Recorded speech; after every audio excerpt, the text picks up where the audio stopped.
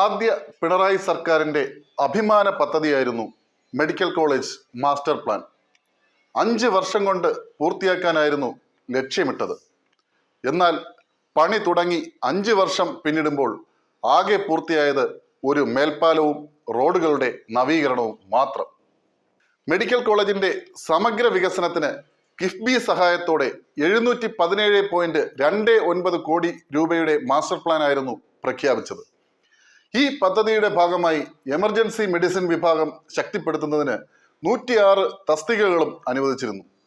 ആശുപത്രിയിലെത്തുന്ന രോഗികൾക്ക് വൃത്തിയുള്ള ശുചിമുറികൾ സ്ഥാപിച്ചുവെന്നാണ് മന്ത്രി വീണ ജോർജ് കഴിഞ്ഞ വർഷം സെപ്റ്റംബർ 13 നിയമസഭയിൽ പറഞ്ഞിരുന്നത്. എന്നാൽ ആശുപത്രിയിലെത്തുന്നവർക്ക് അത്യാഹിത വിഭാഗത്തിന് പുറത്തോ പരിസരത്തോ ശുചിമുറികൾ ഒന്നും തന്നെയില്ല.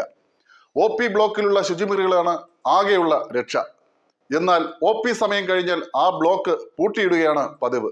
അതിനുശേഷം കാഷ്വാലിറ്റിയിലും മറ്റും വരുന്ന രോഗികളുടെ ആശങ്ക തീർക്കാൻ മറ്റു വഴികളില്ല. തിരുവനന്തപുരം മെഡിക്കൽ കോളേജ് ആശുപത്രിയിൽ രോഗികളുടെ എണ്ണം കണക്കാക്കി പുതിയ വാർഡുകൾ, MRI സ്കാനുകൾ തുടങ്ങിയ അനുബന്ധ സംവിധാനങ്ങൾ ലഭ്യത ഉറപ്പാക്കുന്നതിന് മാസ്റ്റർ പ്ലാനിൽ ഉൾപ്പെടുത്തിയിരുന്നുവെന്നാണ് മന്ത്രി നിയമസഭയെ അറിയിച്ചിരുന്നത്.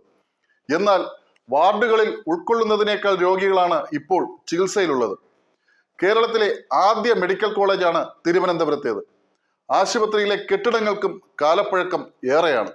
Super speciality block, multi speciality block, OP counter പ്രവർത്തിക്കുന്ന കെട്ടിടം എന്നിവ മാത്രമാണ് പുതുതായി നിർമ്മിച്ചത്. ബാക്കിയെല്ലാം കാലപ്പഴക്കമുള്ളവ. മാസ്റ്റർ പ്ലാനിന്റെ ഭാഗമായി പുതിയ ബ്ലോക്ക് നിർമ്മിക്കാൻ പഴയ കെട്ടിടം പൊളിച്ചെങ്കിലും പണികൾ പൂർത്തിയായിട്ടില്ല. ഇതോടെ സ്ഥലപരിമിതിയിൽ ബുദ്ധിമുട്ടുകയാണ് മെഡിക്കൽ കോളേജ് ആശുപത്രി. ഒരു മെഡിക്കൽ കോളേജിന് ഉൾക്കൊള്ളാവുന്നതിലും അധികം രോഗികളാണ് തിരുവനന്തപുരം മെഡിക്കൽ കോളേജിൽ വിവിധ അസുഖങ്ങൾക്കായി ആശ്രയിക്കുന്നത്. എന്നാൽ അവർക്ക് കിടത്തി ചികിത്സ നൽകാൻ ബെഡില്ലാത്ത സ്ഥിതിയാണ് ഇപ്പോഴുള്ളത്.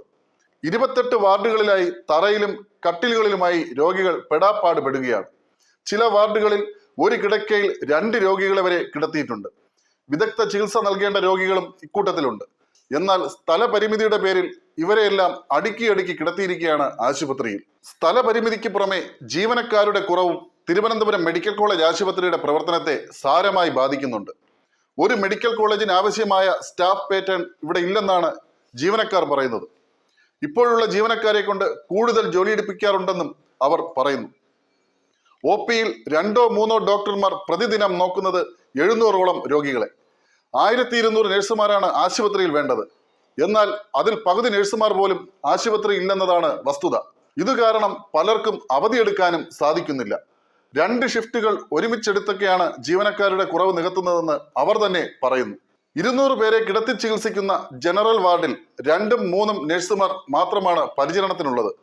ICUവിൽ 25 പേർക്ക് ഒരു നഴ്സ് എന്ന രീതിയിൽ പോലും ജീവനക്കാരുടെ അനുപാതം ഉറപ്പാക്കാൻ സാധിച്ചിട്ടില്ല.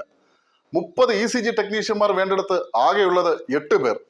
സൂപ്പർ സ്പെഷ്യാലിറ്റി വിഭാഗത്തിൽ ആകെ 2 ECG ടെക്നീഷ്യന്മാരും ഒരു ട്രെയിനിയുമാണുള്ളത്. ഇത്രയധികം ബുദ്ധിമുട്ടുകൾ നേരിടുമ്പോഴും മെഡിക്കൽ കോളേജിലെ മന്ത്രിയുടെ മിന്നൽ പരിശോധനയിൽ പോലും ഇക്കാര്യങ്ങൾ ശ്രദ്ധയിൽപ്പെടുത്താറില്ലെന്ന പരാതിയും ജീവനക്കാർക്കുണ്ട്. രോഗികൾ തിങ്ങി ഞെരുങ്ങുന്ന വാർഡുകളിലൊന്നും മന്ത്രിയെ ബന്ധപ്പെട്ട ഉദ്യോഗസ്ഥർ കൊണ്ടുപോകാറില്ല. പകരം വെടിപ്പാക്കിയിട്ടിരിക്കുന്ന ഇടങ്ങളിലേക്കാകും മന്ത്രി എത്തുക.